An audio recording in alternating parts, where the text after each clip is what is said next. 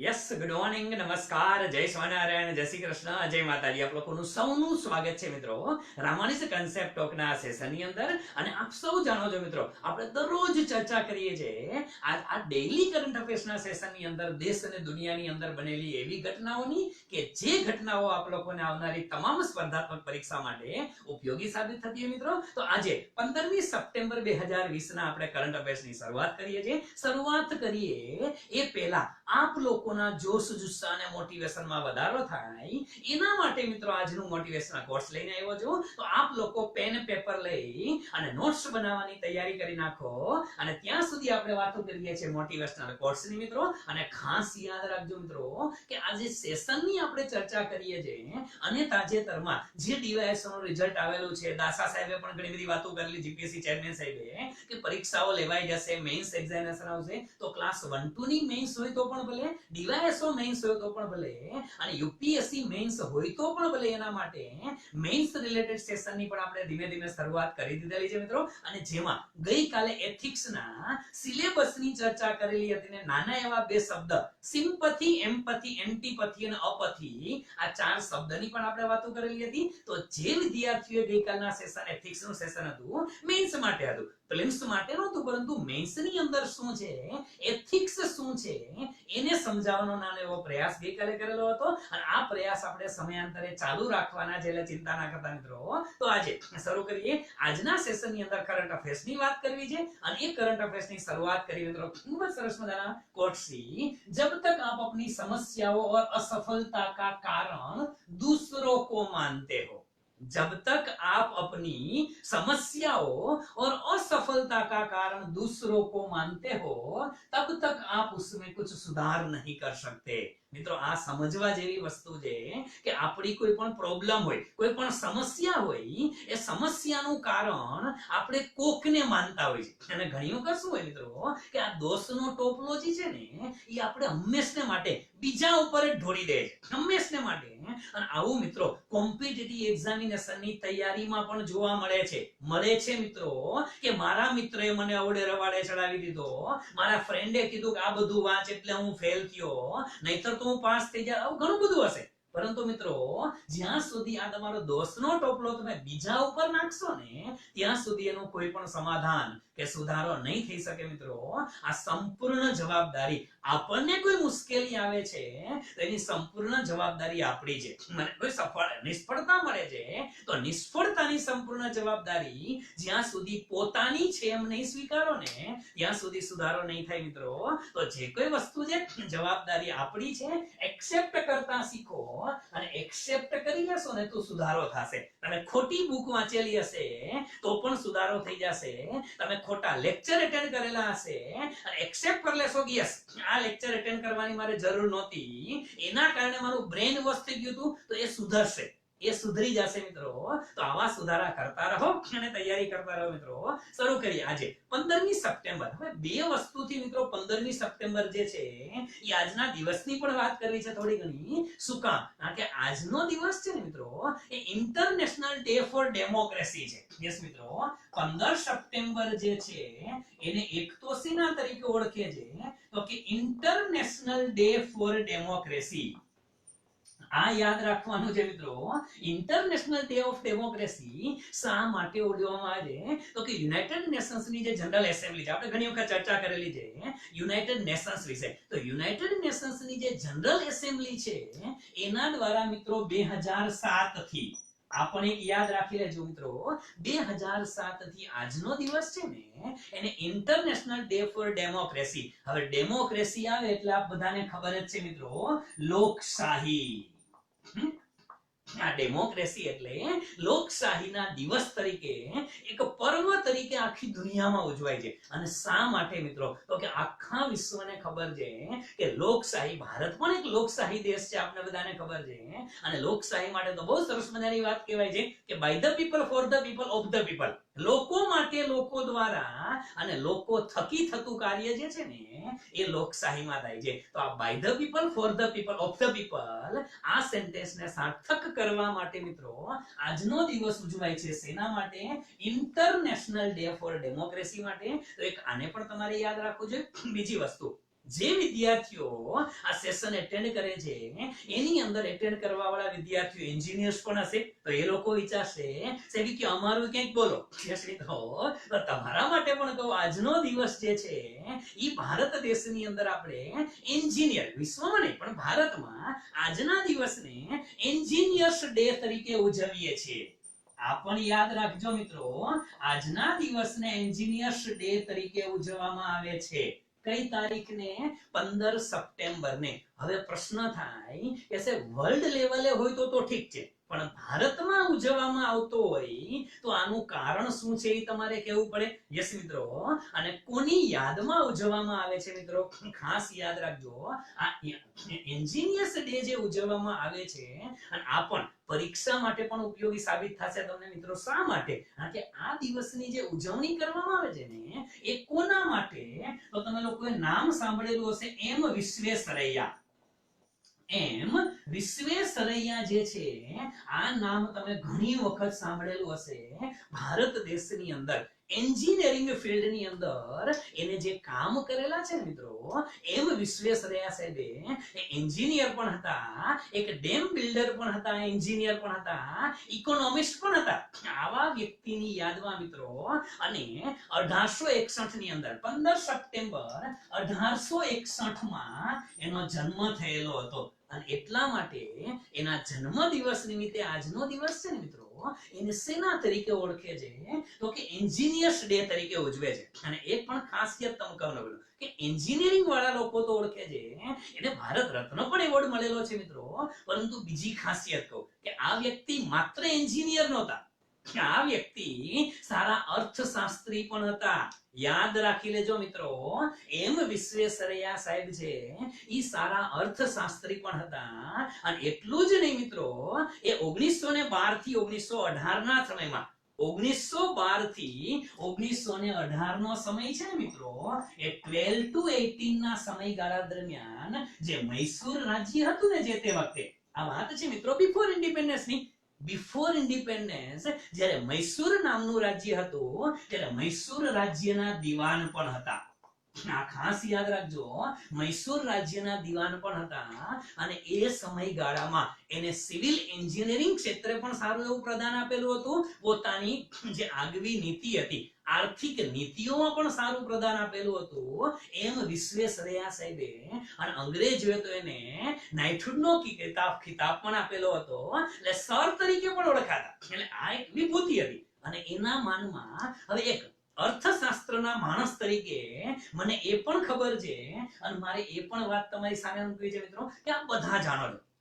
આપણે લોકોએ અત્યારે વર્તમાનમાં તમે લોકો જે નીતિ આયોગ શબ્દથી પરિચિત છો મિત્રો, એ નીતિ આયોગ શબ્દ આવ્યો એ તો 2015 થી આવ્યો, પણ 2015 પહેલા નીતિ આયોગ પહેલા ભારતમાં શું હતું? તો કે આપ બધા જાણો છો મિત્રો કે ભારતમાં આયોજન પંચ હતું, પ્લાનિંગ કમિશન. આ સિલેબસમાં છે, બધું યાદ રાખજો. યુપીએસસી માં છે અને જીપીએસસી માં છે. ભલે 2015 થી નીતિ આયોગ આવી ગયું છે, અને છતાંય પરીક્ષામાં પ્રશ્ન તો પૂછાય છે, કારણ કે સિલેબસમાં છે. આયોજન પંચ જે છે, જેમાં આપણે પંચવર્ષીય યોજનાનો અભ્યાસ કરીએ છીએ, આ પંચવર્ષીય યોજના મિત્રો, એની પણ એક ખાસિયત કહી દઉં કે પંચવર્ષીય યોજનાઓ હોવી જોઈએ, આર્થિક આયોજન કરવું જોઈએ. એવું ભારત દેશની અંદર જો સૌ પ્રથમ કોઈ વ્યક્તિએ વાત કરેલી હોય ને મિત્રો, તો એ વાત કરેલી હતી વિશ્વેશ્વરૈયા સાહેબે. ખાસ યાદ રાખજો મિત્રો કે ભારતમાં આર્થિક આયોજન હોવું જોઈએ. વિશ્વની અંદર જેને વાત કરી હતી ને મિત્રો, એ તો 1928 ની અંદર રશિયન પ્રેસિડેન્ટ હતો જોસેફ સ્ટાલિન. આ નામ તમે સાંભળેલું હશે. વિશ્વની અંદર આયોજનનો ખ્યાલ જે છે, પ્લાનિંગનો ખ્યાલ, એ જોસેફ સ્ટાલિને આપ્યો 1928 માં. એ વખતે રશિયાનું વિઘટન નહોતું થયું, બધા જાણો છો. 1991 માં રશિયા અલગ થયું, 15 દેશ બન્યા. યુએસએસઆર કહેવાતું હતું. એ યુએસએસઆર ના પ્રેસિડેન્ટ જે હતા જોસેફ સ્ટાલિન, એને વર્લ્ડને 1928 ની અંદર આયોજનનો ખ્યાલ આપ્યો. શેનો? આયોજનનો ખ્યાલ. અને ભારત દેશની અંદર યાદ રાખજો મિત્રો, 1934 ના વર્ષમાં, કયા વર્ષની અંદર? In the year of 1934, before independence ની વાત કરું છું મિત્રો. દેશ આઝાદ 1947 માં થયો તો, પરંતુ બિફોર ઇન્ડિપેન્ડન્સ. અને આ એટલા માટે કહું છું મિત્રો કે સિલેબસ ની અંદર છે, તમે વ્યવસ્થિત જો જીપીએસસી નો સિલેબસ જુઓ ને, તેમાં લખેલું છે કે ભારતમાં આઝાદી પૂર્વેનું આયોજન, ભારતમાં આઝાદી પૂર્વેનું આર્થિક આયોજન, આઝાદી પહેલાની અર્થતંત્ર. તો આઝાદી પૂર્વે એટલે 1947 પહેલા હતું મિત્રો. અને 1947 પહેલા 1934 ના વર્ષની અંદર મિત્રો આ વિશ્વેસરૈયા સાહેબે એક પુસ્તક લખેલું હતું જેનું નામ હતું the planned economy of India. શું નામ હતું મિત્રો? The planned economy of India. આ યાદ રાખી લેજો મિત્રો, પરીક્ષાની અંદર પૂછી શકાય કે વિશ્વેસરૈયા સાહેબનું જે પુસ્તક હતું the planned economy of India, અને આ પુસ્તક દ્વારા એ વિશ્વેસરૈયા સાહેબે ભારત દેશની અંદર આયોજનનો પાયો નાખ્યો, આયોજનનો ખ્યાલ મગજમાં નાખ્યો કે દેશ અત્યારે ભલે ગુલામ છે, આજે નહીં તો કાલે અંગ્રેજોએ જાવું જ છે, જવાના તો છે જ, પણ દેશમાંથી અંગ્રેજો જાય, આપણે આઝાદ થાય અને પછી આયોજન કરીએ, પછી પ્લાનિંગ કરીએ, એવું ન કરાય. પ્લાનિંગ અગાઉથી કરવા માંડો જેથી અંગ્રેજો જાય તો વાંધો ન આવે. આવું વિશ્વેસરૈયા સાહેબે કીધું હતું. અને એટલા માટે કહું છું આજે એન્જિનિયર્સ લોકો જે છે એ વિશ્વેસરૈયા સાહેબને સારું માન સન્માન આપો છો. અમે અર્થશાસ્ત્રના લોકો પણ આપીએ છીએ યાર, કારણ કે અમને ખબર છે આ વ્યક્તિ જે છે ને એ ભારતમાં આયોજનના પિતામહ કહેવાય છે. આપણે યાદ રાખજો શું કહેવાય છે? આયોજનના પિતામહ, father of Indian planning. Yes મિત્રો, વિશ્વેસરૈયા સાહેબ છે એ ફાધર ઓફ ઇન્ડિયન પ્લાનિંગ પણ કહેવાય છે. અને એટલા માટે એને યાદ રાખવા પડે મિત્રો. અને આ વસ્તુ હવે આપણે આ આયોજનની વાત કરીએ છીએ તો પણ તમને કહું મિત્રો, જો એક વસ્તુ છે કે બિફોર ઇન્ડિપેન્ડન્સ ની વાત આવી તો થોડીક વાત એ પણ કરું. અર્થતંત્રનો થોડીક બેઝિક કન્સેપ્ટ છે, આપણે એક અલગ મુદ્દાને ભણવાનો તો છે જ, પણ આ વાત આવી છે તો આર્થિક આયોજન. આર્થિક આયોજનની અંદર જૂના પ્રશ્ન પેપર તમે જોજો મિત્રો, યુપીએસસી હોય તો પણ ભલે, સ્ટેટ પીસીએસ હોય તો પણ ભલે, એ ગુજરાતની નહીં ભારતના ગમે સ્ટેટની પીસીએસ હોય એમાં પ્રશ્ન આ બધા પડ્યા છે, પ્રશ્ન પૂછાણા છે. તો થોડીક વાત તમને કરું. અને ખાસ કરીને મેન્સ રાખવા વાળા, લખતી વખતે કંઈક તો લખવું પડશે ને. તમે કરંટ અફેર્સ નો કોઈ આર્ટિકલ વાંચો 100 સાઇટમાંથી, વેબસાઇટમાંથી, ઇંગ્લિશમાં હિન્દીમાં ડેઈલી આવે છે, ઈ વાંચીને જાશો અને ઈ બેઠે બેઠો ઠપ કરશો તો માર્ક્સ ન મળે યાર. તમારી પાસે બેઝ તો હોવો જોઈએ ને, ડેપ્થ હોવું જોઈએ. તો એક સિમ્પલ વસ્તુ કહું, તમે બધા જાણો છો ઇકોનોમીની અંદર આપણે બધાને ખબર છે કે ભારત દેશ છે ને, એ ભારત દેશને બધા લોકો સોને કી ચિડિયા કહેતા હતા. બધાને ખબર છે કે સાહેબ આપણો દેશ છે ને ઈ દેશ સોને કી ચિડિયા તરીકે ઓળખાતો હતો. હવે પ્રશ્ન થાય સાહેબ કે તો અંગ્રેજોએ સોને કી ચિડિયા લઈ લીધી? ના ના, એવું નથી. અંગ્રેજોએ સોનાની ચીડિયા જે છે ને એને સોના વગરની ગાયબ કરી નાખી. શું કર્યું તો બધા જ જાણો છો મિત્રો. અને હિસ્ટોરિકલ બેકગ્રાઉન્ડ ની અંદર જાઓ ને મિત્રો તો ઘણા બધા ગ્રંથની અંદર, ઘણા પુસ્તકોની અંદર પણ એવિડન્સ છે કે આ ભારત દેશની અંદર 1600 ના વર્ષની અંદર, બહુ પાછળ લઈ જાવ તમને મિત્રો, 1600 ના વર્ષની અંદર જ્યારે ભારતમાં મુઘલ બાદશાહ અકબરનું શાસન હતું, જ્યારે ભારતમાં મુગલોનું શાસન હતું અને ભારતમાં મુગલ બાદશાહ અકબર જ્યારે શાસન કરતો હતો ત્યારે એમ કહેવાતું હતું કે ભારતની અર્થવ્યવસ્થા છે ને એ વિશ્વમાં બીજા નંબરે છે. વિશ્વમાં બીજા નંબરે ભારતની અર્થવ્યવસ્થા આવતી હતી. ક્યારે? 1600 ના વર્ષની અંદર જ્યારે મુગલોનું શાસન હતું ત્યારે. ત્યાર પછીની વાત કરું મિત્રો, 17મી સદીની વાત કરું. 17મી સદીની અંદર મિત્રો એક ફ્રાન્સનો એક નાગરિક હતો, મુસાફર હતો, એનું નામ હતું બર્નિયર. મિત્રો ક્યાંક સર્ચ કરી લેજો તમને મળી જશે. ફ્રાન્સનો નાગરિક હતો બર્નિયર, એ મુસાફર હતો. અને એ મુસાફર શું કરે? વિશ્વના જુદા જુદા દેશમાં જાય, વિશ્વના જુદા જુદા દેશમાં જાય, એની અર્થવ્યવસ્થાની વાતો કરે, જોવે, ચકાસે, આ સ્ટડી કરતો હતો. એ બર્નિયર ચક્કર મારતા મારતા બીજી વખત ભારત આવ્યો. સમજો મિત્રો, બર્નિયર ભારતમાં બીજી વખત આવ્યો ને ત્યારે એને ફ્રાન્સના પોતાના પ્રેસિડેન્ટને એક લેટર લખ્યો. અને એ લેટર લખી અને એમ કીધું કે હું આ જે જગ્યાએ છું ને એ મારી બીજી મુલાકાત છે, એ મારી બીજી મુલાકાત છે. પણ આ બીજી મુલાકાતને આધારે હું સ્પષ્ટપણે કહી શકું છું કે આ અર્થવ્યવસ્થા છે એ વિશ્વની નંબર 1 અર્થવ્યવસ્થા છે.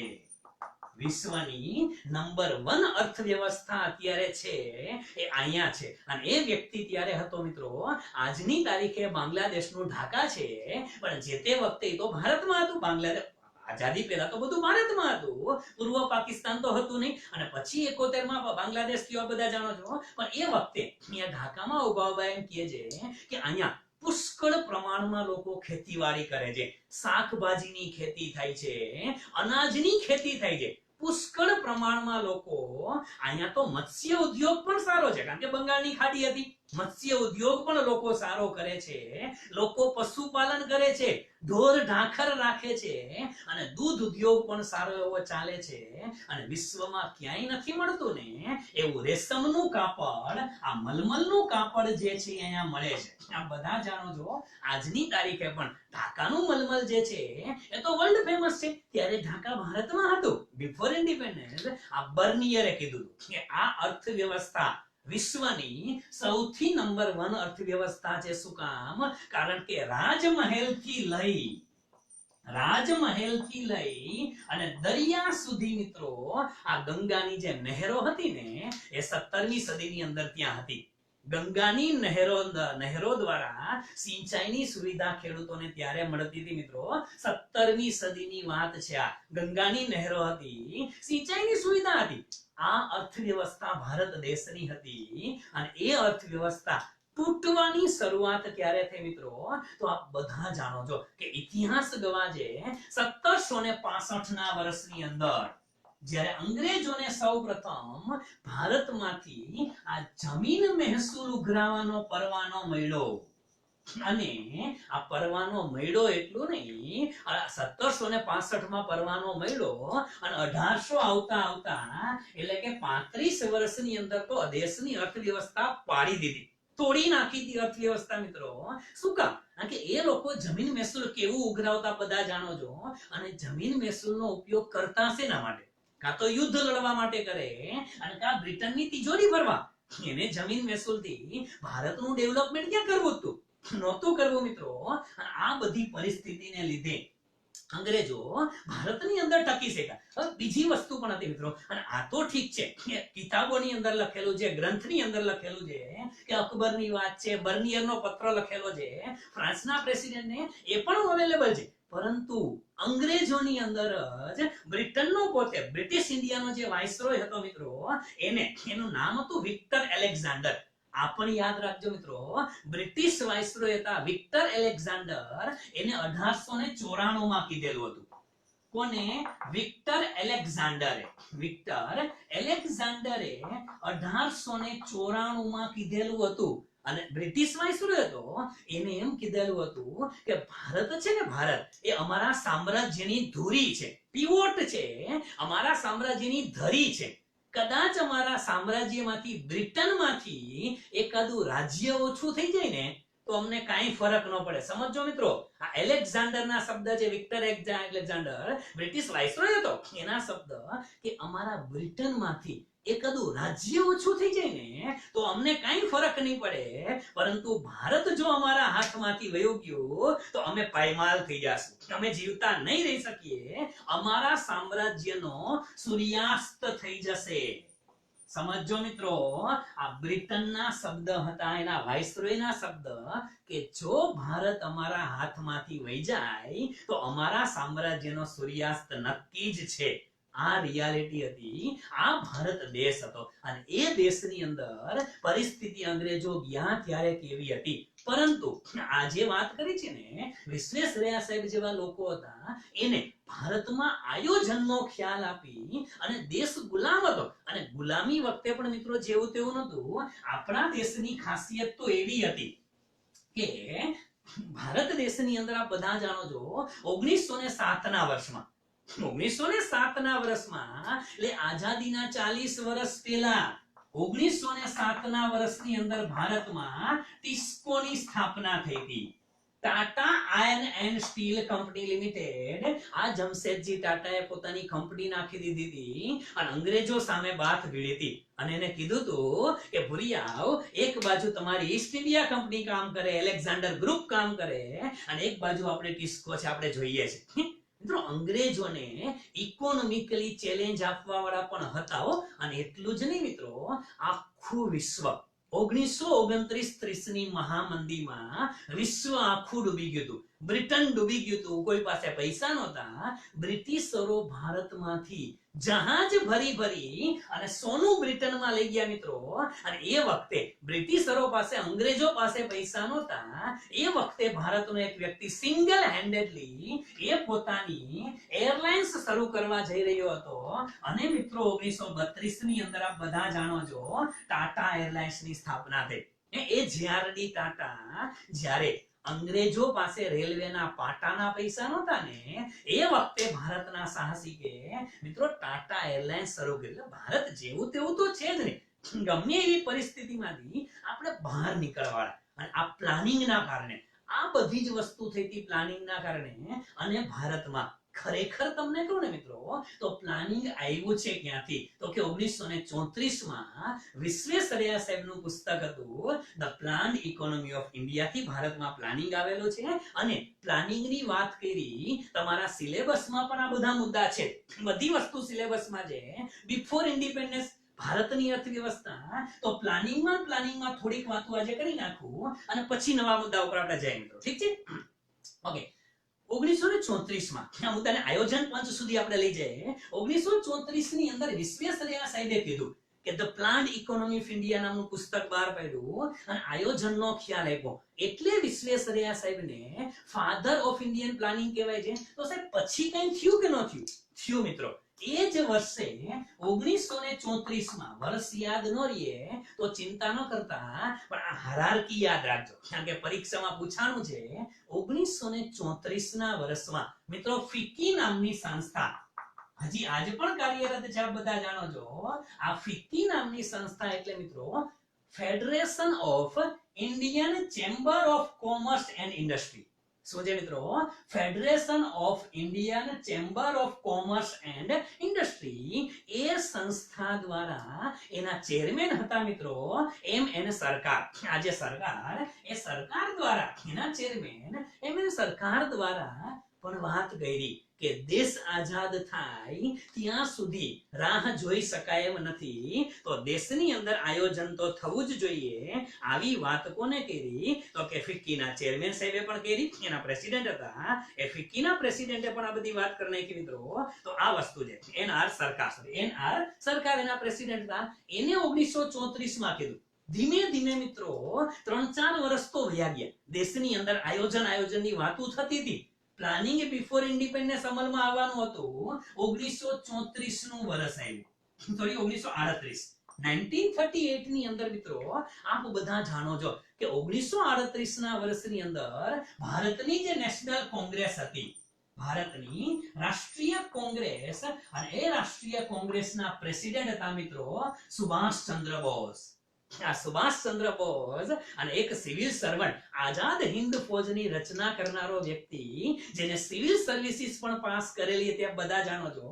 પણ અંગ્રેજોની નીતિને લીધે જોઈન્ટ ન થયા.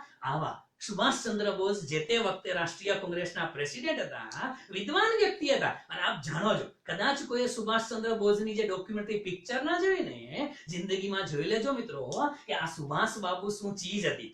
એટલા માટે પણ સુભાષચંદ્ર બોઝ જે છે એ રાષ્ટ્રીય કોંગ્રેસના પ્રેસિડેન્ટ હતા. એને વિચાર આવ્યો કે ભાઈ કંઈક કરવું તો જોઈએ, કંઈક કરવું જોઈએ આયોજન માટે. અને મિત્રો એ વખતે સુભાષચંદ્ર બોઝે નેશનલ પ્લાનિંગ કમિટીની રચના કરી. શેની રચના કરી મિત્રો? નેશનલ પ્લાનિંગ કમિટીની રચના કરી. અને એ નેશનલ પ્લાનિંગ કમિટીના અધ્યક્ષ બનાવવામાં આવ્યા હતા જવાહરલાલ નહેરુને. યાદ રાખજો મિત્રો. અને એ જવાહરલાલ નહેરુ જ્યારે અધ્યક્ષ બન્યા, એને બિફોર ઇન્ડિપેન્ડન્સ આયોજનનો જે ખ્યાલ આપ્યો ને મિત્રો, એ પ્લાનને કોંગ્રેસ પ્લાન તરીકે ઓળખે છે. આને ભારતમાં શેના તરીકે ઓળખવામાં આવ્યો? કોંગ્રેસ પ્લાન. પણ આ કોંગ્રેસ પ્લાન એટલે શેનો? આયોજનનો. મિત્રો યાદ રાખજો, શેનો કોંગ્રેસ પ્લાન હતો? આ ભારતના આર્થિક આયોજનનો પ્લાન આવ્યો 1938 માં. ઠીક છે મિત્રો. તો આ 1938 ની અંદર કોંગ્રેસ પ્લાન આવ્યો અને ખાસ કરીને એ દિમાગ લગાવેલો હતો એ તો સુભાષચંદ્ર બોઝનો હતો. 1938 પછી ઇતિહાસ હું થોડુંક ઓછું ભણું છું, આ કે થોડુંક મને કંટાળો આવે એટલે તમે ભણ્યા હશો. 1938 પછી ભારતમાં જેલ ભરો આંદોલન થયા અને જેલ ભરો આંદોલનની અંદર મોટા મોટા તમામ દિગ્ગજો જેલમાં. બધા લોકો એ વખતે મોહનદાસ ગાંધીએ જેલમાં, લાલા લજપતરાય જેલમાં, સરદાર પટેલે જેલમાં, નહેરુએ જેલમાં, આ બધા જેલમાં હતા. એ વખતે આયોજનની કોઈ વાતો જ નહોતી, કારણ કે બધા લોકો આંદોલનમાં પડી ગયા. પછી મિત્રો ધીમે ધીમે થયું કે 1944 નું વર્ષ આવ્યું. આ સાઈડમાં લખું છું 1944.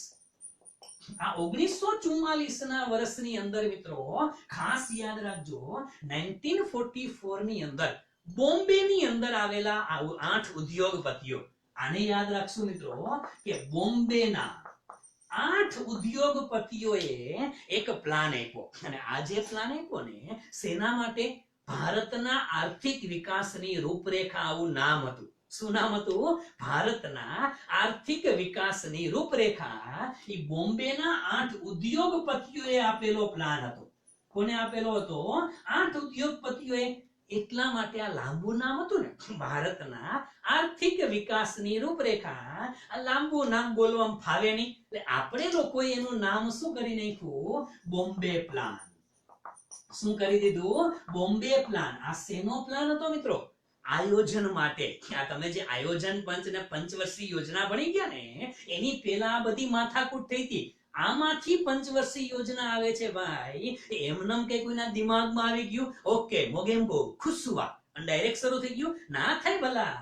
આ બોમ્બે, આ બધા પ્લાનિંગ હતા. બિફોર ઇન્ડિપેન્ડન્સ આ બધું ચાલતું હતું. એટલે 1944 ની અંદર બોમ્બે પ્લાન આવ્યો. બોમ્બેના 8 ઉદ્યોગપતિઓ હતા અને આ પ્લાનના અધ્યક્ષ હતા કોણ? તો કે જે.આર.ડી. ટાટા. આ યાદ રાખજો, આના અધ્યક્ષ હતા જે.આર.ડી. ટાટા અને ઉપાધ્યક્ષ કોણ હતા? તો કે ઘનશ્યામદાસ બિરલા. બિરલા હતું, પછી એમાંથી આપણે બિરલા કરી નાખ્યું છે. ઓકે, પણ અધ્યક્ષ ટાટા અને ઉપાધ્યક્ષ બિરલા. એટલે આવડો આજ પ્લાન, બોમ્બે પ્લાન ને આગળ જતા નામ શું આપવામાં આવ્યું મિત્રો? તો કે ટાટા બિરલા પ્લાન. બિરલા કયો કે બિરલા કયો? ટાટા બિરલા પ્લાન. શું કામ? તો કે અધ્યક્ષ અને ઉપાધ્યક્ષ બે હતા. એટલે ખરેખર એ પ્લાન નું નામ શું હતું મિત્રો? બોમ્બે પ્લાન હતો. આયોજન માટે નહીં, શરૂઆત વિશ્વેશ્વરૈયા સાહેબે કરાવીને પછી બધા ચાલી નીકળ્યા, ચાલુ થઈ ગયા કે ચાલો કરીએ આયોજન. ત્યાર પછી મિત્રો 1945 ના વર્ષમાં, in the year of 1945, Gandhian plan એક આવેલો હતો. અને એ આપેલો કોને? તો કે ગાંધીવાદી વિચારસરણી વાળા વ્યક્તિ હતા શ્રીમન નારાયણ અગ્રવાલ. આ પણ યાદ રાખશું, શ્રીમન નારાયણ અગ્રવાલ. અને એને જે પ્લાન આપ્યો ને મિત્રો, એનું નામ હતું ગાંધીયન પ્લાન. અને આ બધા પ્લાન શેના માટેના છે મિત્રો? આયોજન માટેના. શેના માટેના? આયોજન માટેના પ્લાન આપ્યા. અને એ પ્લાન હતો એટલે ગાંધીયન પ્લાન થયો 1945 ના વર્ષમાં. એ જ વર્ષે મિત્રો હ્યુમનિસ્ટ નેતા હતા એમ.એન. રોય. 1945 ના વર્ષમાં હ્યુમનિસ્ટ નેતા હતા એમ.એન. રોય. હવે આ એમ.એન. રોય દ્વારા પણ એક પ્લાન આવ્યો અને એ પ્લાનને નામ આપ્યું મિત્રો શું? તો કે પીપલ્સ પ્લાન. જન પ્લાન, જેને જન આયોજન કીધેલું હતું. આ પીપલ્સ પ્લાન 1945 સુધી આવી રાખ્યા. બધા લોકો સમજો મિત્રો, દેશ આઝાદ થાય પછી આયોજન કરીએ, એટલે આ તો એના જેવું થયું. શું? એ કે દાસા સાહેબ પરીક્ષાની ડેટ ડિક્લેર કરે પછી તૈયારીની શરૂઆત કરી, ત્યાં લગી નથી કરવું, એવું ન હોય. ડેટ ડિક્લેર થાય કે ન થાય, પણ અગાઉ કરવું પડે ને. દેશ આઝાદ થવાનો હતો એ તો ખબર થોડી હતી 47 માં થશે, પણ છતાંય આયોજનના કન્સેપ્ટ ક્યાંથી થઈ ગયા હતા? 1934 થી આયોજન થયું. અને ત્યારે દેશ આઝાદ થયા પછી પણ બધા જાણો છો કે 1945 સુધી પ્લાન આવ્યા. અને જૂની જીપીએસસી પરીક્ષા તમે ચેક કરજો, અધર સ્ટેટ પીસીએસ ચેક કરજો મિત્રો. પરીક્ષામાં જોડકા જોડમાં પૂછાયેલું છે. શું કીધું હોય? તો કે પ્લાનના નામ આપ્યા હોય. Congress plan, Bombay plan, Gandhian plan, people's plan, આવા 4-5 પ્લાનના નામ આપી દઈએ અને સામે વ્યક્તિના નામ આપે અને આડાવડા નામ આપ્યા હોય તમારે જોડકા જોડવાના હોય. હવે આ જોડકા જોડો પૂછાય અને પૂછાયેલું છે ભૂતકાળના પેપર ચેક કરજો. આ ક્યારે ખબર પડે કે જો તમને એક્ઝેક્ટ ખબર હોય ને ભાઈ કે સિલેબસની અંદર યુપીએસસી માં અને જીપીએસસી માં, પ્રિલિમ્સ માં અને મેઇન્સ માં બંનેમાં બિફોર ઇન્ડિપેન્ડન્સ છે. શું છે? ભારતમાં આઝાદી પૂર્વે આયોજન છે.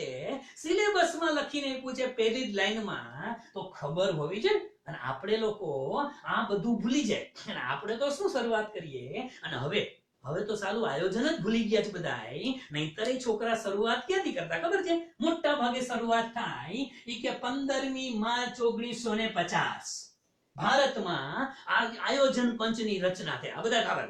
આયોજન પંચની સ્થાપના ક્યારે થઈ હતી? 15મી માર્ચ 1950. હવે અહીંથી જ ચાલુ થાતું અને પછી આગળ શું આવે? આગળ આવે એવું કે 15મી માર્ચ 1950 ના રોજ આયોજન પંચની સ્થાપના થઈ. એ આયોજન પંચના અધ્યક્ષ વડાપ્રધાનને પેલા ઉપાધ્યક્ષ ગુલઝારીલાલ નંદા, એ બધું ઠીક છે ફેક્ચ્યુઅલ ડેટા. પણ આ આયોજનની સ્થાપના થઈ આ પછી આયોજન પંચ દ્વારા પંચવર્ષીય યોજનાઓ આવી અને એ યોજનાઓ ક્યારે શરૂ થઈ? તો કે પ્રથમ પંચવર્ષીય યોજના 1/4/1951. હવે આટલું આપણા મગજમાં હોય કે 31/3/1956 સુધી અહીંયાથી આપણું આયોજન શરૂ થાય. ખરેખર મિત્રો આની પહેલા ઘણી ઘટનાઓ બની ગઈ. દુર્ઘટનાઓ તો ન કહેવાય પણ ઘણી બધી ઘટનાઓ બની ગઈ હતી અને આટલેથી અટકું નહોતું. આયોજન પંચની સ્થાપના થઈ ગઈ. એક ઇન્ટરેસ્ટિંગ ઘટના તમને કહું. આયોજન પંચની સ્થાપના થઈ ગઈ ક્યારે? 15મી માર્ચ 1950 માં. એટલે આવતા વર્ષે તો પંચવર્ષીય યોજના લાગુ કરવાની હતી. 1 વર્ષ હતું આયોજન પંચની સ્થાપના થયા પછી. 1 વર્ષ પછી 1 એપ્રિલ 1951 થી આયોજન પંચવર્ષીય યોજના ચાલુ થવાની હતી. આ બધાયનો અભ્યાસ કર્યો. આયોજન પંચે બધાયનો અભ્યાસ કર્યો અને નક્કી કર્યું કે કેવી રીતે પ્લાનિંગ કરવું. બધું સેટ થઈ ગયું હતું, રેડી હતું ને પછી વચ્ચે હજી પંચવર્ષીય યોજના અમલમાં મૂકું થતા હતા ત્યાં વચ્ચે એક બાપા ઉડતા આવ્યા, ઉડતા પંજાબની જેમ.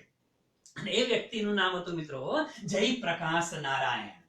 આ યાદ રાખજો, જયપ્રકાશ. અને જેપી ને તો બધા ઓળખતા જ હોય. આપણે જેપી તરીકે ઓળખીએ છીએ, જયપ્રકાશ નારાયણ. હા, આ મોટા વિરોધી ઇન્દિરા ગાંધીના બધા પ્રશ્ન થયા હતા, આપણે ઘણી વખત વાતો કરેલી છે.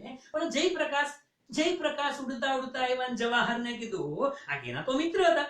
જવાહરને કીધું, વડીલ હતા પાછા. જવાહરને કે જવાહર શું હાલે છે દેશમાં? ઈ કે કાકા આપણે આયોજનની વાતો કરી છે. અચ્છા, કે પંચવર્ષીય યોજના બનાવો છો? હા. કે પંચવર્ષીય યોજના બનાવો છો તો મને તો તમારે પૂછવું જોઈએ. મારી પાસે એક સરસ મજાનો પ્લાન છે અને એના પ્લાનનું નામ હતું મિત્રો સર્વોદય યોજના. શું નામ હતું એનું? સર્વોદય યોજના. જયપ્રકાશ નારાયણનો પ્લાન ઈ એને 50 માં આપ્યો. આયોજન પંચની રચના થઈ ગઈ. આ રચના થઈ ગયા પછી એ જાયગા કે મારી પાસે પ્લાન છે ને તમારે એનું વર્ચસ્વ એટલું. આપ જાણો છો આઝાદી પછી પણ મિત્રો, આઝાદી પછી પણ જયપ્રકાશ નારાયણ કોંગ્રેસના બહુ દિગ્ગજ નેતા હતા. મોટા ગજાના નેતા અને કોંગ્રેસમાં બહુ ચાલતું હતું. ખૂબ જ મોટું નામ હતું. એટલે ભારતમાં જે પંચવર્ષીય યોજના શરૂ થઈ ને ભાઈ, એમાં સૌથી વધુ જે કન્ટેન્ટ લેવામાં આવ્યું એ શેમાંથી? એ સર્વોદય યોજનામાંથી. શેમાંથી લીધું મિત્રો? સર્વોદય યોજનામાંથી લીધું. અને પછી ભારત દેશની અંદર મિત્રો પંચવર્ષીય યોજનાઓની શરૂઆત થઈ. પણ એ પંચવર્ષીય યોજના 12મી પૂરી થઈ ગઈ 2017 માં. પણ 12મી યોજના ચાલુ હતી અને ત્યારે જ આયોજન પંચ જ બંધ કરી દીધું અને નીતિ આયોગ ચાલુ થઈ ગયું છે. પણ વચ્ચે મિત્રો આયોજન પંચ અને નીતિ આયોગની વચ્ચેથી આપણે બધા આ ભૂલી ગયા છે.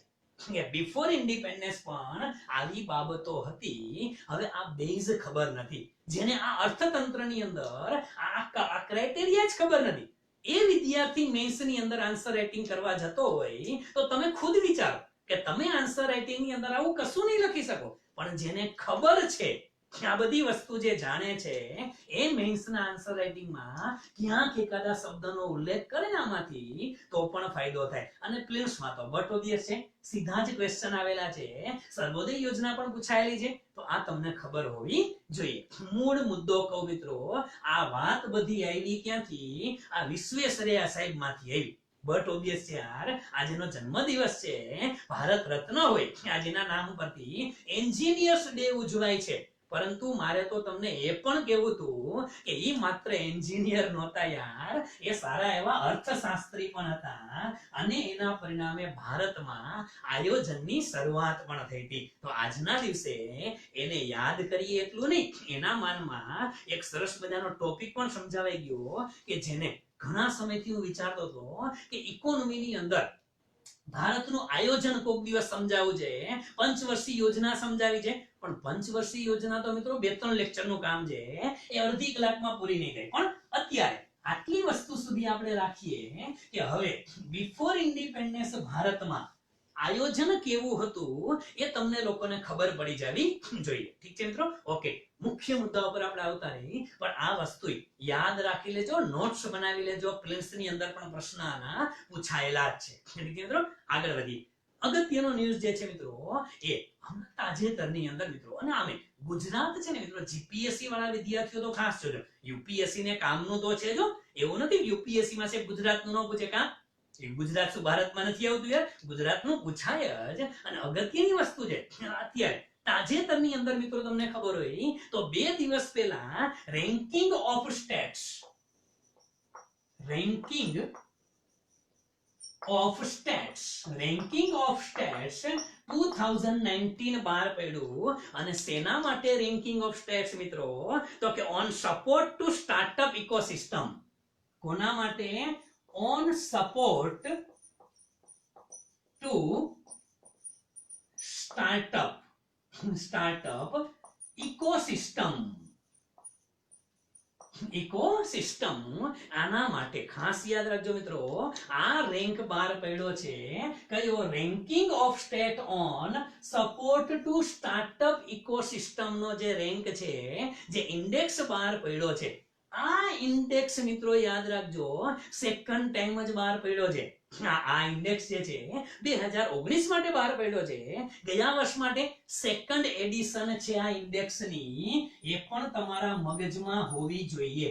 અને શેના માટે આ ઇન્ડેક્સ શેના માટે બહાર પડ્યો છે મિત્રો?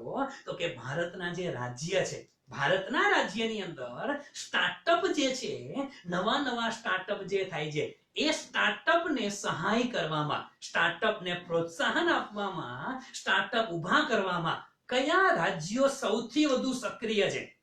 હા, એના માટે કયા રાજ્ય? યાદ રાખજો મિત્રો, ભારત દેશની અંદર સ્ટાર્ટઅપ ને ઊભા કરવામાં, સ્ટાર્ટઅપ માટેની જે આખી ઇકોસિસ્ટમ છે, આની અંદર ઘણા બધા ક્રાઇટેરિયા છે, આપણે ચર્ચા કરશું. જે સ્ટાર્ટઅપ જે છે, સ્ટાર્ટઅપની ઇકોસિસ્ટમ ઊભી કરવામાં ભારતના જુદા જુદા રાજ્યોમાંથી કયા રાજ્યનું પરફોર્મન્સ કેવું છે, એના માટે આ રેન્કિંગ આપવામાં આવે છે. શેના માટે? સ્ટાર્ટઅપની ઇકોસિસ્ટમ માટે રેન્કિંગ અપાય છે. અને આ રેન્કિંગ ની અંદર આપણા માટે એટલા માટે ઉપયોગી છે કે આ રેન્ક ની અંદર ગુજરાત નંબર 1 છે. ગુજરાત છે ને મિત્રો, એ ફર્સ્ટ રેન્ક ઉપર છે. બેસ્ટ પરફોર્મર નો જે રેન્ક મળ્યો છે મિત્રો, એ બેસ્ટ પરફોર્મર તરીકે કોણ છે? ગુજરાત છે. એટલે યાદ રાખજો, પરીક્ષામાં આવનારી પ્રિલિમ્સમાં અને આવનારી મેન્સમાં આ પ્રશ્ન પૂછાઈ શકે. આની પહેલા થોડા સમય પહેલા વચ્ચે જ્યારે મેં સેશન નહોતા લીધેલા તબિયત ખરાબ હોવાના પરિણામે, એ વખતે મિત્રો તમે કદાચ વાંચેલું તો હશે, એક્સપોર્ટ પ્રિપેર્ડનેસ ઇન્ડેક્સ આવેલો હતો. એ બધા જાણતા હશો. એક્સપોર્ટ નિકાસની પ્રિપેર્ડનેસ નો જે ઇન્ડેક્સ હતો મિત્રો, એ એક્સપોર્ટ પ્રિપેર્ડનેસ ઇન્ડેક્સ ની અંદર પણ ગુજરાત કયા ક્રમે હતું? પહેલા ક્રમે હતું. અને પછી સ્ટાર્ટઅપની ઇકોસિસ્ટમ ની અંદર પણ ગુજરાત કેટલામાં ક્રમે? ફર્સ્ટ રેન્કમાં છે મિત્રો. તો આ જે ફર્સ્ટ રેન્કમાં આવે, અને આ તો બીજી એડિશન છે હજી, અને ફર્સ્ટ રેન્કમાં ગુજરાત હોય, તો ગુજરાતની આવનારી તમામ પરીક્ષાઓ માટે ઉપયોગી તો થવાનો જ છે મિત્રો. તો આ ખબર છે સ્ટાર્ટઅપ જે છે એની આપણે બધાને ખબર છે મિત્રો. માનનીય વડાપ્રધાન નરેન્દ્ર મોદી સાહેબ દ્વારા સ્ટાર્ટઅપ ઇન્ડિયા આ જે ઇનિશિયેટિવ છે ને એ 2016 થી શરૂ કરેલો હતો. આપણે બધાને ખબર છે કે નાના નાના સ્ટાર્ટઅપ ઊભા થાય ભારત દેશમાં અને ગુજરાતમાં. ખાસ કરીને આપણે ગુજરાતમાં તો ઘણી બધી પ્રવૃત્તિઓ થાય છે. વાઇબ્રન્ટ ગુજરાત સમિટ આ બધું તમે જુઓ છો. તો આ બધી વસ્તુ છે ભારત આખાની અંદર સ્ટાર્ટઅપ વિકસે અને ઉદ્યોગપતિઓ એન્ટરપ્રિન્યોર જે છે એ દેશના વિકાસમાં ફાળો આપે એના માટે સ્ટાર્ટઅપ ઇનિશિયેટિવ શરૂ કરેલું હતું. અને એના ભાગ સ્વરૂપે કયા રાજ્ય કેટલા પ્રિપેર્ડ છે, કયા રાજ્ય કેવી ફેસિલિટી આપે છે એના માટેનો આ ઇન્ડેક્સ છે. હવે ચોખવટ કરો મિત્રો કે રાજ્ય વચ્ચે એક તો કોમ્પિટિટિવનેસ વધે. આ ઇન્ડેક્સ એટલે શું થશે મિત્રો કે સ્ટાર્ટઅપ ની અંદર રેન્કિંગ મળ્યો, ગુજરાતનું નામ ચારે બાજુ થઈ ગયું. એટલે આપણા માનનીય ચીફ મિનિસ્ટર રૂપાણી સાહેબ તો મોજમાં આવી ગયા. હવે રૂપાણી સાહેબ મોજમાં આવે ને તો ગેહલોત સાહેબ ને રાજસ્થાનમાં પ્રશ્ન થાય. બેના ડખા તમને ખબર જ છે, આપણે જાહેરમાં કે કહેવાની જરૂર નથી. પણ આના થશે શું કે ગેહલોત સાહેબ ને રાજસ્થાનમાંથી એમ થાય કે સાલું ગુજરાત નંબર ફર્સ્ટ આવે છે, મારે પણ કંઈક પ્રયત્નો કરવા જોઈએ. એટલે એ પ્રયત્નો કરે. વળી રાજસ્થાન આમાં આગળ આવે તો પંજાબ વાળાને થાય, પંજાબ ને થાય કે સાલું આ આગળ આવે ને અમે નહીં, અમારે કંઈક કરવું છે. મિત્રો આ જે છે ને આ સિમ્પલ વસ્તુ છે. તમારા 10-12 મિત્રોમાંથી 2-4 જણા એસટીઆઈ માં મેન્સમાં પાસ થઈ ગયા અને આપણે નો થયા હોય તો આપને કંઈક થાય તો ખરા. લોહી ઉકળી જાય આપણું કે હારો ઈ પાસ થઈ ગયો, આ વખતે લડી જ લેવું છે, મારે થાવું છે. એના જેવું છે. એક્સમાં કોમ્પિટિટિવનેસ વધશે અને એનાથી દેશને તો ફાયદો જ થવાનો છે. એટલે આવા રેન્કિંગ આપે છે, બીજું કઈ હોતું નથી. તો આ રેન્કિંગ જે છે એની મૂળ વાત ઉપર આવો. કુલ છે ને મિત્રો આ યાદ રાખજો, કુલ આ રેન્કિંગ જે બહાર પડ્યું છે એમાં 22 રાજ્યો છે. 22 રાજ્યો છે અને 3 કેન્દ્ર શાસિત પ્રદેશો છે. ઓકે, 3 કેન્દ્ર શાસિત પ્રદેશો જે છે એ ધ્યાનમાં લીધા છે. ટોટલ 25 માટે આ યાદી બહાર પાડી છે. તો એ તમને ખબર હોવી જોઈએ આ ઇન્ડેક્સ માટે, સ્ટાર્ટઅપ ઇકોસિસ્ટમ માટેની. બીજી વસ્તુ 25 રાજ્યને 2 ભાગમાં વિભાજિત કર્યા છે. આ યાદ રાખજો મિત્રો, 2 ભાગમાં વિભાજિત કર્યા છે. અને એની અંદર એક છે મિત્રો વાય કેટેગરી. કઈ કેટેગરી છે? Y category. યાદ રાખજો, થોડુંક વિવાદાસ્પદ જેવું છે. પણ વાય કેટેગરીમાં કોણ આવે તો કે તમામ કેન્દ્ર શાસિત પ્રદેશો છે. કોણ આવે છે? કેન્દ્ર શાસિત પ્રદેશો. પણ એ કેન્દ્ર શાસિતમાં કોણ નહીં તો કે દિલ્હી સિવાયના. એટલે દિલ્હી કેન્દ્ર શાસિત જ છે, પરંતુ દિલ્હી સિવાયના કેન્દ્ર શાસિત બધાય શેમાં તો કે વાય ની અંદર આવશે. ઓકે, બીજું વાય ની અંદર કોણ આવે તો કે અસમ સિવાયના પૂર્વોત્તર રાજ્યો. આ બધા જે પૂર્વોત્તર રાજ્ય જે છે ને સેવન સિસ્ટર્સ અને સિક્કિમ. 7 સિસ્ટર્સ અને સિક્કિમ આ પૂર્વોત્તર રાજ્ય બધા થયા. ઈ પૂર્વોત્તર રાજ્યની અંદર કોણ નહીં તો કે અસમ નહીં ભાઈ, અસમ નહીં. અસમ સિવાયના બધાય પૂર્વોત્તર રાજ્ય અને દિલ્હી સિવાયના કેન્દ્ર શાસિત પ્રદેશો ઈ બધાય ક્યાં જશે? વાય કેટેગરીમાં. શેમાં જશે? વાય કેટેગરીમાં. અને બાકી તમામ રાજ્યો, બાકીના તમામ રાજ્યો દિલ્હી અને અસમ, કારણ કે દિલ્હી અસમ ઓમાં નથી, આમાં આવશે દિલ્હી અને અસમ. આ બધા શેમાં આવશે મિત્રો તો કે એક્સ કેટેગરીમાં છે. યાદ રાખો, પરીક્ષામાં સેન્ટેન્સ વાળા ક્વેશ્ચન ને એની અંદર કદાચ હેરાન કરી શકે, એટલા માટે છે. તો પૂર્વોત્તર રાજ્ય એમાંથી અસમને બાદ કરવાનું અને યુનિયન ટેરિટરીમાંથી કોને બાદ કરવાનું? દિલ્હીને. ઈ બધાય વાયમાં અને આ બધાય બાકીના બધા એક્સમાં. આ રીતે રેન્ક આપવામાં આવે છે. રેન્ક જુદા જુદા પ્રકારના છે. આ પણ યાદ રાખજો મિત્રો, જુદા જુદા 5 રેન્ક આપ્યા છે. કોની અંદર કયું છે એટલું બધું ડેપ્થમાં જવાની જરૂર નથી. આ કે રેન્ક આપ્યા છે ને એની અંદર એક્સ ના રેન્ક અલગ છે, વાય ના રેન્ક અલગ છે. અને 25 રાજ્ય અને યુટી જેટલા લોકો છે ને ઈ બધાય ક્યાંક ને ક્યાંક તો છે. 5 માંથી એક કેટેગરીમાં તો આવવાના જ છે. 5 કેટેગરી પડી તો એમાં ગુજરાત એક કેટેગરીમાં છે, બીજું બીજી કેટેગરીમાં છે. આવું હશે? બધું યાદ રાખવાની જરૂર નથી મિત્રો. ખાલી 5 જે રેન્ક આપ્યા છે યાદ રાખવાના. અને એ રેન્ક કયા છે તો કે પહેલો રેન્ક છે મિત્રો બેસ્ટ પરફોર્મન્સ નો. શેનો છે? Best performance. અથવા તો બેસ્ટ પરફોર્મર. આ બેસ્ટ પરફોર્મન્સ નો રેન્ક છે ઈ કોને મળ્યો છે તો કે ગુજરાતને. કોને મળેલો છે? ગુજરાતમાં. પણ શેમાં? આ એક્સ કેટેગરીમાં આવે છે. એટલે એક્સ કેટેગરીમાં ગુજરાત છે. આ યાદ રાખજો. એક્સ કેટેગરીમાં બેસ્ટ પરફોર્મર નો એવોર્ડ કોને મળ્યો? ગુજરાતને મળ્યો. અને વાય માં કોણ આવે? કેન્દ્ર શાસિત પ્રદેશો અને સેવન સિસ્ટર્સ વાળા પૂર્વોત્તર રાજ્ય. એમાં કોને મળ્યો? ઈ એક યાદ રાખજો. એમાં મળ્યો અંદમાન નિકોબાર. કોને મળ્યો છે? અંદમાન નિકોબાર ને એમાં ફર્સ્ટ રેન્ક મળ્યો છે. આ બે યાદ રાખવાના છે. બાકીનામાં યાદ ન રાખો તો જરૂર નથી. હા, ક્લાસિફિકેશન યાદ રાખવું પડે કે બીજો રેન્ક આવ્યો ને ઈ કોનો છે તો કે ટોપ પરફોર્મર. બીજો રેન્ક જે છે એ ટોપ પરફોર્મર કોણ છે? ટોપ પરફોર્મર કોણ છે? બેસ્ટ પરફોર્મન્સમાં તો ગુજરાત આવી ગયું. ટોપ પરફોર્મર કોણ છે? તો એની અંદર કર્ણાટક છે અને કેરળ છે. આ યાદ રાખજો. કોણ કોણ છે? કર્ણાટક અને કેરળ. બહુ જ યાદ રાખવાની જરૂર નથી, બહુ સ્પષ્ટ કહું છું. આ એક્સ ની અંદર કર્ણાટક અને કેરળ આવે છે, પરંતુ વાય ની અંદર આમાં કોઈ છે જ નહીં. સમજો, વાય માં કોઈ નથી. બહુ ટેન્શન ના લ્યો. આપણા માટે એના જે ક્રાઇટેરિયા છે ને, રેન્ક કયા કયા અપાય છે ખબર હોવી જોઈએ. તો એક તો રેન્ક અપાય બેસ્ટ પરફોર્મર, બીજો ટોપ પરફોર્મર, ત્રીજો રેન્ક અપાય છે લીડર્સ. કયો રેન્ક અપાય છે મિત્રો? ત્રીજો અપાય છે એ અપાય છે લીડર્સ માટે, કે લીડરશિપ માં કોણ આગળ છે. પછી ચોથો છે એસ્પાયરિંગ લીડર્સ. શું છે? Aspiring leaders. ચોથો એવોર્ડ અપાય છે એસ્પાયરિંગ લીડર્સ માટે અપાય છે. અને પાંચમો પરફોર્મન્સ એવોર્ડ અપાય છે એ ઇમર્જિંગ સ્ટાર્ટઅપ ઇકોસિસ્ટમ. કોના માટે છે મિત્રો? ઇમર્જિંગ. આ યાદ રાખજો. Emerging startup ecosystem. ઇમર્જિંગ એટલે ઉભરતી પ્રતિભા. એ ઓલા પિક્ચર ના એવોર્ડ જોતા હોય ને જાજી ખબર પડશે. ઇમર્જિંગ એક્ટર ને આ બધું હોય છે કે ઇમર્જિંગ એટલે ઉભરતી પ્રતિભાઓ કે જે અત્યારે બહાર આવી રહ્યા છે. ઉભરતી પ્રતિભાઓ એટલે મહેન્દ્રસિંહ ધોની રિટાયર થયા અને ઋષભ પંત સરસ મજાનું જેને કહેવાય કે વિકેટ કીપિંગ કરે. ઉભરતી પ્રતિભા છે, બીજું કઈ નથી. ઉભરતી પ્રતિભા તરીકે કયા રાજ્ય છે ઈ શેમાં આવે? 5મા નંબરે આવે છે. ઠીક છે. 5 જગ્યાએ અલગ અલગ એવોર્ડ આપવામાં આવે છે અને બેસ્ટ પરફોર્મર નો એવોર્ડ ગુજરાત અને અંદમાન નિકોબાર ને છે. એ એક યાદ રાખી લેજો. બીજી એક વસ્તુ તમને કહું, આ પણ ખાસ યાદ રાખજો કે અહીંયા કઈ કઈ વસ્તુને આધારે ઇન્ડેક્સમાં નંબર મળે. આ નંબર મળ્યા પણ કોના આધારે નંબર મળ્યા? તો એ ચોખવટ કરી દો મિત્રો કે આ જે નંબર મળ્યા છે ને એમાં જુદા જુદા 7 કેટેગરી છે. કેટલી કેટેગરી છે?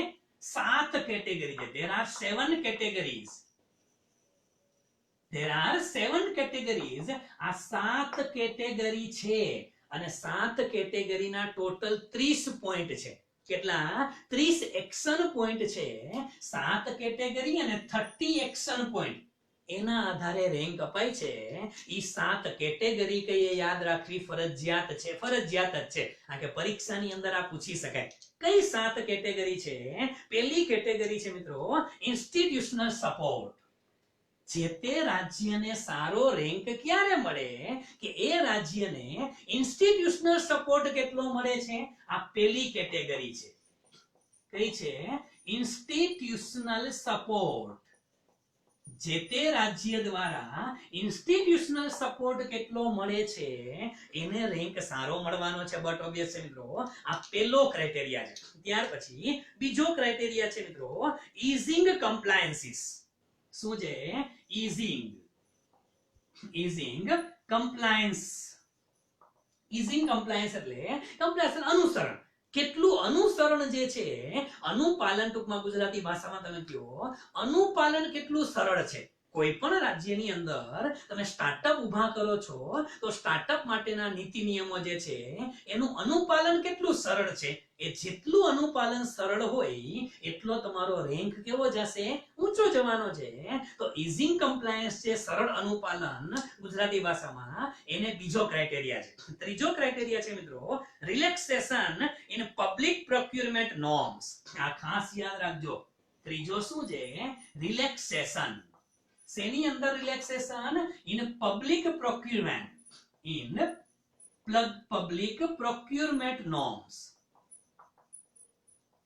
પબ્લિક પ્રોક્યુરમેન્ટ નોર્મ્સ જે છે એટલે રિલેક્સેશન જે શેની અંદર તો કે ખાસ કરીને સાર્વજનિક ખરીદી જ્યારે થતી હોય, સાર્વજનિક ખરીદીના જે માપદંડ છે એની અંદર કેટલું રિલેક્સેશન આપો છો તમે, તો આ રિલેક્સેશન જેટલું વધારે આપે રાજ્ય અને સ્ટાર્ટઅપ તો જ ઊભું થશે. સરકાર તરફથી આવી ખરીદીની અંદર કોઈ રિલેક્સેશન મળે તો સ્ટાર્ટઅપ ઊભું થશે. એટલે કેટલું રિલેક્સેશન આપવામાં આવે છે રાજ્ય દ્વારા શેની અંદર તો કે પબ્લિક પ્રોક્યુરમેન્ટ જે છે એની અંદર નોર્મ્સ ની અંદર જેટલું રિલેક્સેશન મળે એટલા સ્ટાર્ટઅપ જલ્દી ઊભા થશે. તો આ પણ અગત્યનું છે મિત્રો. ચોથું છે મિત્રો ઇન્ક્યુબેશન સપોર્ટ. હવે આ શબ્દ થોડોક વિચિત્ર છે, ઇન્ક્યુબેશન સપોર્ટ. સમજો, અઘરો નથી, વિચિત્ર છે. એટલે ઇન્ક્યુબેશન સપોર્ટ. હવે ઇન્ક્યુબેશન નો સાદો મીનિંગ છે ને એ ઈંડા સેવવાના આવું બધું થાય, પણ ખરેખર ઇન્ક્યુબેશન એટલે શું? સ્ટાર્ટઅપ શરૂ થાય ત્યારથી કાર્યરત થઈ જાય. સમજો, સ્ટાર્ટઅપ ઇન્ડસ્ટ્રી શરૂ થાય, એનો પાયો નખાય ત્યાંથી શરૂ થાય ત્યાં સુધી સપોર્ટ કેટલો મળી રહે છે? શરૂ થાય ત્યારથી લઈને ક્યાં સુધી કાર્યરત થઈ જાય ત્યાં સુધી સપોર્ટ કેટલો રહે છે? એને ઇન્ક્યુબેશન સપોર્ટ કહે છે. શું કહે છે? Incubation support. એટલે આ પણ યાદ રાખજો, ઘણી વખત શું હોય કે સરકાર દ્વારા સ્ટાર્ટઅપ શરૂ કરવામાં સહાય મળે, બધી સહાય મળે, પણ સ્ટાર્ટઅપ શરૂ થાય પછી હજી કાર્યરત થાય ને એમ પરિપક્વ થાય ત્યાં સુધી સપોર્ટ ન હોય. શરૂ થાય ત્યારે સરકાર કે કરો કરો કરો ભેગા છે, ચાલુ કરી દીધા પછી સરકાર હાથ ઊંચા કરી દે. તો આ ન ચાલે. આ સરકાર તમારું સ્ટાર્ટઅપ રેગ્યુલર ચાલુ થઈ જાય અને ટોપ લેવલ સુધી પહોંચી જાય ત્યાં સુધી જે સપોર્ટ કરે છે ને એને શું કહેવાય? ઇન્ક્યુબેશન સપોર્ટ કહેવાય. તો આ પણ એક યાદ રાખશું. પાંચમું છે મિત્રો સીડ ફંડિંગ સપોર્ટ. આ શબ્દ યાદ રાખજો, કયું છે? Seed funding support. ત્યાર પછી મુદ્દા હારે લખી નાખું, ત્રણેય મુદ્દાને સમજીએ. ત્રીજું છે વેન્ચર ફંડિંગ સપોર્ટ. શું છે મિત્રો? Venture funding support. છઠ્ઠું છે વેન્ચર ફંડિંગ સપોર્ટ અને સાતમું છે મિત્રો અવેરનેસ એન્ડ આઉટરીચ. કયું છે? Awareness and outreach. શું છે મિત્રો? અવેરનેસ એન્ડ આઉટરીચ છે. હવે સમજી લે તમે એને ફટાફટ આપણે.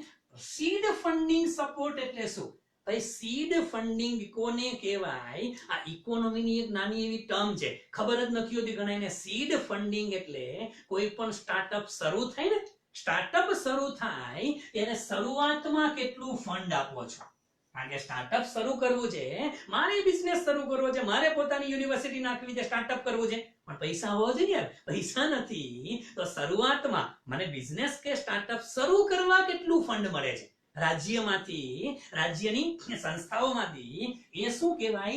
સીડ ફંડિંગ કહેવાય. સ્ટાર્ટઅપની શરૂઆતનું ફંડ. ત્યાર પછી મિત્રો વેન્ચર કેપિટલ ફંડ જે છે એ વેન્ચર કેપિટલ ફંડ એટલે શું છે?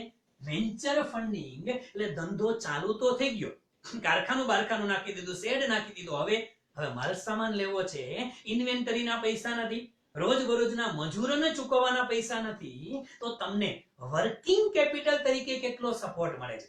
વર્કિંગ કેપિટલ તરીકે કેટલો સપોર્ટ મળે છે? કોઈ સાહસમાં વધારે પૈસાની જરૂર છે તો સાહસ ચાલુ થયા પછી સરકાર દ્વારા કે અન્ય ઇન્સ્ટિટ્યુશન દ્વારા, અન્ય વ્યક્તિઓ દ્વારા તમને ફંડિંગ મળે છે કે કેમ એ પણ અહીંયા ધ્યાનમાં રાખવામાં આવે છે. એ કયું છે? વેન્ચર ફંડિંગ છે, સાહસનું ફંડિંગ, સીડ ફંડિંગ. યાદ રાખજો. કે મને આની અંદર એક પ્રશ્ન એવું લાગે છે કે પરીક્ષાની અંદર આવા શબ્દ આવી શકે. કે સીડ ફંડિંગ એક ટર્મ જ છે. કોઈ પણ સ્ટાર્ટઅપ શરૂ કરો એની શરૂઆતનું જે ભંડોળ જે છે એને શું કહેવાય? સીડ ફંડિંગ કહેવાય છે. અને last but not the least awareness and outreach. Startup શરૂ કરવા કેટલી અવેરનેસ રાજ્ય ફેલાવે છે, ચારે બાજુ જાહેરાત કરો છો, ગ્લોબલ ગુજરાત વાઇબ્રન્ટ સમિટ નું આયોજન કરો છો, અવેરનેસ ફેલાવો છો ને, સ્ટાર્ટઅપ કરો, સ્ટાર્ટઅપ કરો. આ શું છે? અવેરનેસ છે. આઉટરીચ કેટલી છે એને પણ કન્સિડર કરાય. તો આ બધું જોતા એમ લાગે કે બરોબર જ છે, ગુજરાતમાં બધાય પ્રયત્નો થયા છે, ગુજરાતમાં મોટા ભાગના પ્રયત્ન આમાંથી થયા છે એટલે ગુજરાતનો રેન્ક ફર્સ્ટ છે. અને last but not the least મિત્રો, ફટાફટ એ વસ્તુ પણ નોંધ કરી નાખો કે આ રિપોર્ટ જે છે, આ રેન્કિંગ ઓફ સ્ટેટ જે છે એ બહાર કોને પાડેલું છે તો કે department of promotion of industry and internal trade. કોના દ્વારા? Department of